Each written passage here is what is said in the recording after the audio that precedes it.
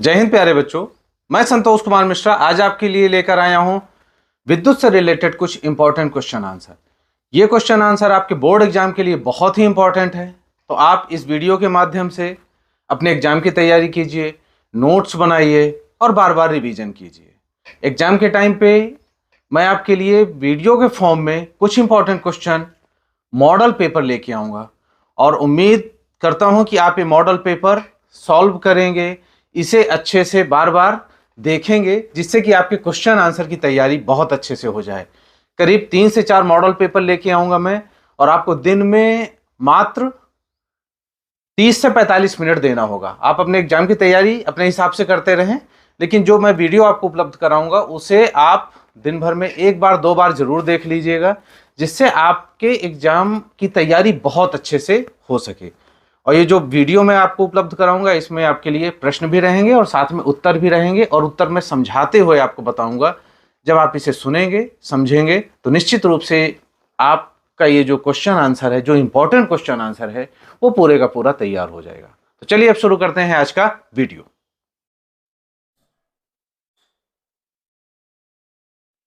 चलिए पहला प्रश्न देखते हैं।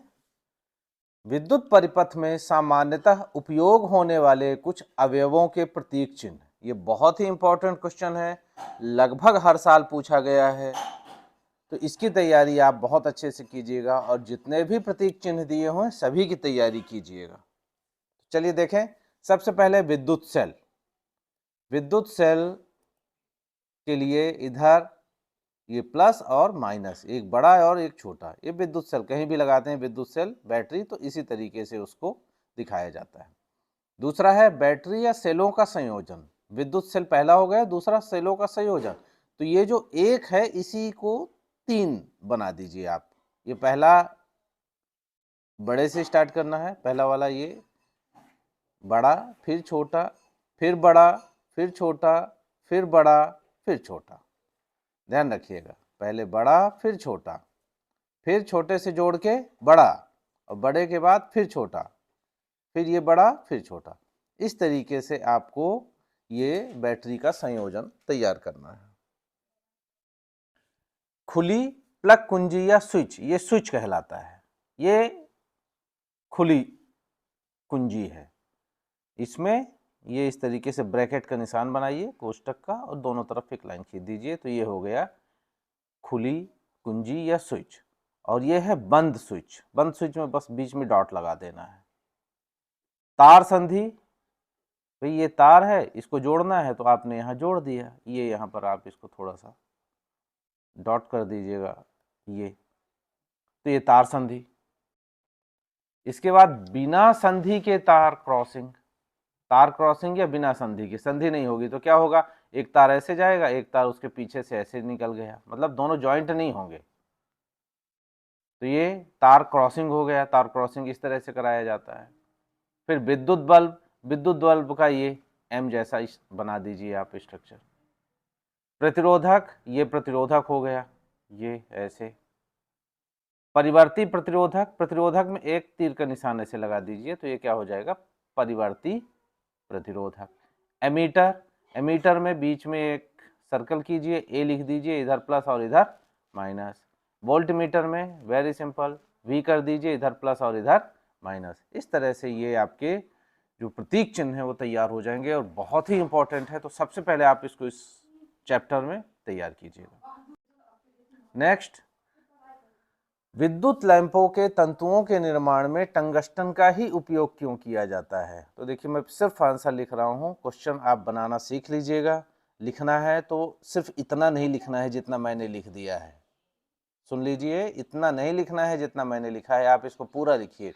कैसे लिखेंगे, विद्युत लैंपों के तंतुओं के निर्माण में टंगस्टन का ही उपयोग किया जाता है क्योंकि इनका गलनांक उच्च होता है।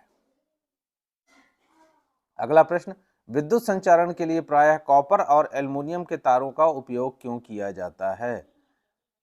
तो उत्तर लिखेंगे, विद्युत संचारण के लिए प्रायः कॉपर और एल्युमिनियम के तारों का उपयोग किया जाता है क्योंकि इनकी प्रतिरोधात्मकता कम होती है, ये अति तप्त नहीं होते हैं, इनका प्रतिरोध कम होता है, जिस वजह से विद्युत धारा बहुत आसानी से प्रवाहित हो सकती है इनमें, ये अति तप्त नहीं होते हैं। अगला प्रश्न, विद्युत टोस्टर आदि के तापन अवयव शुद्ध धातु के न बनाकर किसी मिश्र धातु के क्यों बनाए जाते हैं? तो उत्तर उसी तरह से लिखेंगे, पहले प्रश्न फिर लिखेंगे। क्योंकि मिश्र धातु की प्रतिरोधकता अधिक होती है। मिश्र धातु की प्रतिरोधकता अधिक होती है। अधिक प्रतिरोध उत्पन्न करने के लिए तापन अवयव जो है शुद्ध धातु के न बनाकर किसी मिश्र धातु के बनाए जाते हैं। तो इसका एक ही आंसर है, प्रतिरोधकता अधिक होती है। कॉपर और एल्युमिनियम की प्रतिरोधकता कम होती है। ये अति तप्त नहीं होते हैं, ये आपको ऊष्मा नहीं देंगे, गर्म नहीं होंगे। लेकिन विद्युत टोस्टर वगैरह ये जो हैं, इनको हमको क्या करना होता है, गर्म करना होता है। तो गर्म करने के लिए हमको अधिक प्रतिरोध की जरूरत होती है। मतलब उस तार का प्रतिरोध क्या होना चाहिए, अधिक होना चाहिए। तो ये बेसिक कॉन्सेप्ट समझ लीजिए कि यदि प्रतिरोध कम है तो वो उसमें से विद्युत धारा बहुत अच्छे से प्रवाहित होगी। जैसे कॉपर और एल्युमिनियम, इनका उपयोग हम विद्युत संचरण के लिए वायर के रूप में करते हैं। लेकिन जहां हमको ऊष्मा की आवश्यकता होती है वहां हम किस धातु का उपयोग करते हैं, मिश्र धातु का उपयोग करते हैं, क्योंकि इनकी प्रतिरोधकता अधिक होती है। घरेलू विद्युत परिपथ में श्रेणी क्रम संयोजन का उपयोग क्यों नहीं किया जाता है? तो ध्यान रखिएगा, श्रेणी क्रम संयोजन में इसका बेसिक कॉन्सेप्ट क्लियर कर लीजिए तो इस क्वेश्चन का आंसर आप दे पाएंगे। श्रेणी क्रम संयोजन में समान धारा प्रवाहित होती है। श्रेणी क्रम संयोजन में समान धारा प्रवाहित होती है पूरे परिपथ में। तो जब भी श्रेणी क्रम में संयोजन करेंगे तो जितनी भी युक्तियां, जितने भी हमने एपरेटस लगाए हुए हैं, सभी में समान धारा प्रवाहित होगी। जबकि प्रत्येक युक्ति को उनके कार्य के लिए अलग अलग धाराओं की आवश्यकता होती है। और श्रेणी क्रम में एक ही प्रकार की धारा जाएगी, चाहे वो कोई भी उपकरण हो। और अलग अलग धारा जाती है पार्श्व क्रम में। इसलिए ध्यान रखिएगा, श्रेणी क्रम में एक ही समान धारा प्रवाहित होगी, जबकि पार्श्व क्रम में अलग अलग धाराएं प्रवाहित होती हैं। अब एक युक्ति खराब होने पर श्रेणी क्रम में सभी युक्तियां कार्य करना बंद कर देंगी, जबकि पार्श्व क्रम में एक युक्ति के खराब होने पर अन्य युक्तियां कार्य करती रहेंगी। श्रेणी क्रम में सभी युक्तियों को एक साथ प्रयोग में लाना होगा, जबकि पार्श्व क्रम में हम ऐसा, मतलब देखिए श्रेणी क्रम में क्या होगा, सभी युक्तियों को हमको एक साथ प्रयोग में लाना होगा, एक साथ हमको उपयोग में लाना, क्योंकि एक समान धारा प्रवाहित हो रही है। जबकि पार्श्व क्रम में ऐसा नहीं होता है। तो इसलिए हम लोग श्रेणी क्रम का उपयोग नहीं करते हैं, क्योंकि उपयोग करेंगे हमारे घर में अलग अलग धाराओं की आवश्यकता होती है।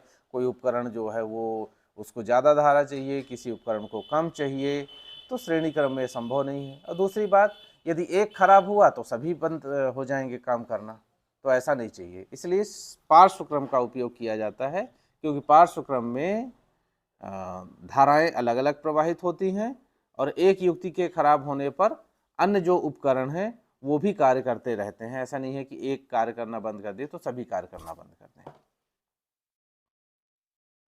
परिभाषित कीजिए विद्युत धारा।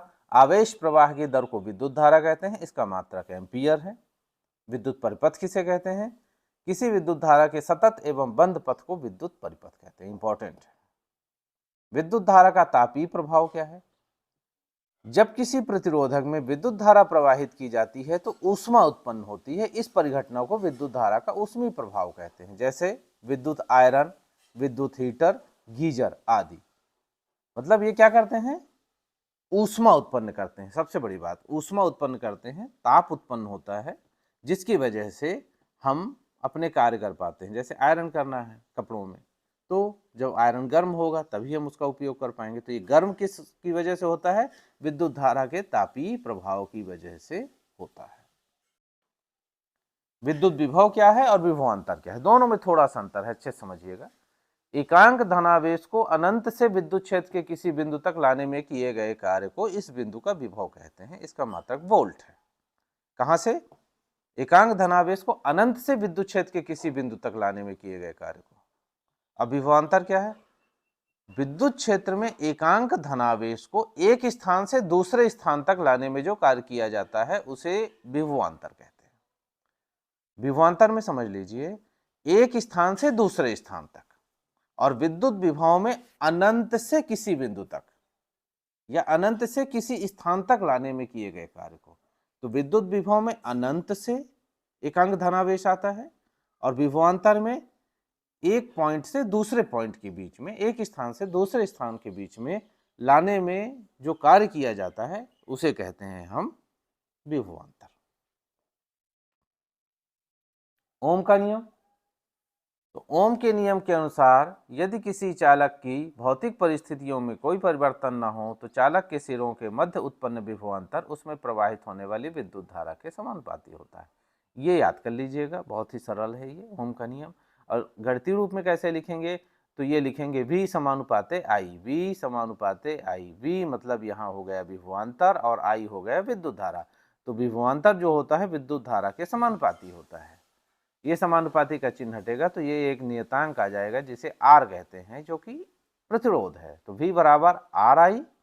अब V निकालना चाहें तो V बराबर IR, वही है IR, या I बराबर V बटे R और R बराबर V बटे I। मतलब यहाँ तीनों चीजें निकल आई। V निकालना है तो IR आपको चाहिए, I निकालना है तो VR चाहिए, R निकालना है आपको, प्रतिरोध निकालना है तो V बटे I। तो इस सूत्र को याद कर लीजिएगा, यदि न्यूमेरिकल आते हैं तो इसका उपयोग करके आप निकाल सकते हैं। V निकालना है तो ऐसे निकाल लीजिए, I और R को मल्टीप्लाई कर दीजिएगा। I निकालना है तो V बाई R और R निकालना है तो V बटे I। और ये है ओम के नियम के सत्यापन का चित्र। तो कभी कभी ये भी पूछ देता है तो इसे भी याद कर लीजिएगा, प्रैक्टिस कर लीजिएगा।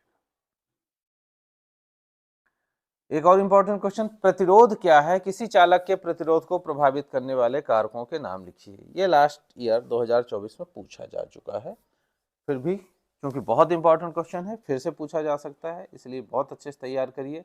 आवेश प्रवाह में उत्पन्न अवरोध के परिमाण को चालक का प्रतिरोध कहते हैं। ये हो गया प्रतिरोध की परिभाषा। इसका मात्रक ओम होता है और इसका संकेत ये दिया हुआ है। अब इसको प्रभावित करने वाले कारक कौन कौन से हैं, तो ध्यान रखिए, चालक की लंबाई, चालक के अनुप्रस्थ काट का क्षेत्रफल, चालक के पदार्थ की प्रकृति और चालक का ताप। ये चार चीजों से ये प्रभावित होता है प्रतिरोध। क्या क्या है? लंबाई, क्षेत्रफल, अनुप्रस्थ काट का क्षेत्रफल, प्रकृति और ताप। तो सबसे पहले चालक की लंबाई। चालक का प्रतिरोध R चालक की लंबाई L के अनुक्रमानुपाती होता है। मतलब चालक की लंबाई यदि आप बढ़ाएंगे तो चालक तार की लंबाई बढ़ाएंगे तो प्रतिरोध भी बढ़ेगा। चालक का अनुप्रस्थ काट का क्षेत्रफल, चालक का प्रतिरोध R चालक के अनुप्रस्थ काट के क्षेत्रफल A के व्युत्क्रमानुपाती होता है। मतलब प्रतिरोध यदि अनुप्रस्थ काट का क्षेत्रफल बढ़ेगा तो प्रतिरोध घटेगा, ऐसा है, उल्टा व्युत्क्रमानुपाती होता है। अगला, चालक के पदार्थ की प्रकृति पर। तो चालक का प्रतिरोध उसके पदार्थ की प्रकृति पर निर्भर करता है कि उसकी प्रकृति क्या है। किसी धातु का प्रतिरोध ज़्यादा होगा, किसी धातु का प्रतिरोध कम होगा। जैसे कॉपर और एल्युमिनियम का प्रतिरोध कम है लेकिन लोहे का प्रतिरोध ज़्यादा है। तो ये चालक तार के पदार्थ की प्रकृति पर निर्भर करता है। चालक के ताप पर। तो चालक का ताप बढ़ाने पर प्रतिरोध बढ़ जाता है और ताप घटाने पर प्रतिरोध घट जाता है। इस तरह से आपको इसे याद करना है। प्रतिरोध को प्रभावित करने वाले कारक लंबाई, क्षेत्रफल, पदार्थ की प्रकृति और ताप।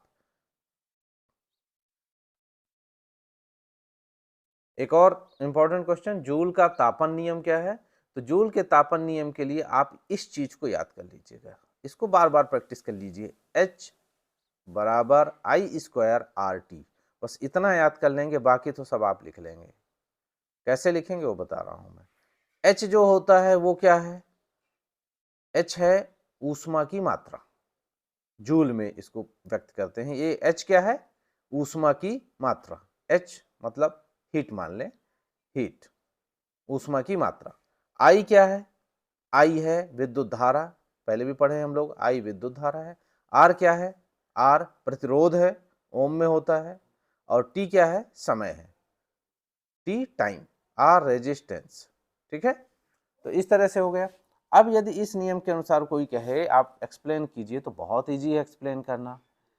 H समानुपाती होता है I² के।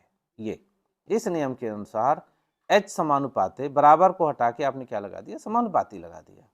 तो H समान पहले में हो जाएगा H समानुपाते I स्क्वायर, दूसरा होगा H समानुपाते R, तीसरा होगा H समानुपाते T। अनुक्रमानुपाती या समानुपाती दोनों में से कोई भी चीज आप बोल दें। ये अब इसको लिखना कैसे है, तो सब में लिखना है आपको प्रतिरोधक में उत्पन्न ऊष्मा H। ये क्या है, H क्या है, प्रतिरोधक में उत्पन्न ऊष्मा।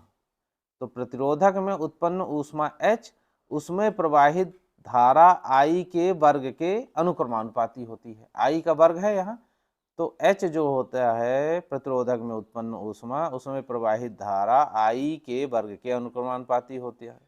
दूसरा, प्रतिरोधक में उत्पन्न ऊष्मा H उसके प्रतिरोध R के अनुक्रमानुपाती होता है, और प्रतिरोधक में उत्पन्न ऊष्मा की मात्रा H समय t के अनुक्रमानुपाती होता है। तीनों अनुक्रमानुपाती हैं, समय, प्रतिरोध और विद्युत धारा के वर्ग के अनुक्रमानुपाती होता है। ये आपको याद कर लेना, बहुत सरल, सिर्फ इसको याद कर लीजिए, समानुपाती का चिन्ह लगा के इसको एक्सप्लेन कर लेना है। हाँ, इतना आपको पता होना चाहिए कि H क्या है, I क्या है, R क्या है, T क्या है। उम्मीद करता हूँ वीडियो आपको पसंद आया होगा। नेक्स्ट वीडियो में फिर मिलेंगे। चैप्टर 12 विद्युत धारा का चुंबकीय प्रभाव से रिलेटेड कुछ इंपॉर्टेंट क्वेश्चन आंसर लेकर।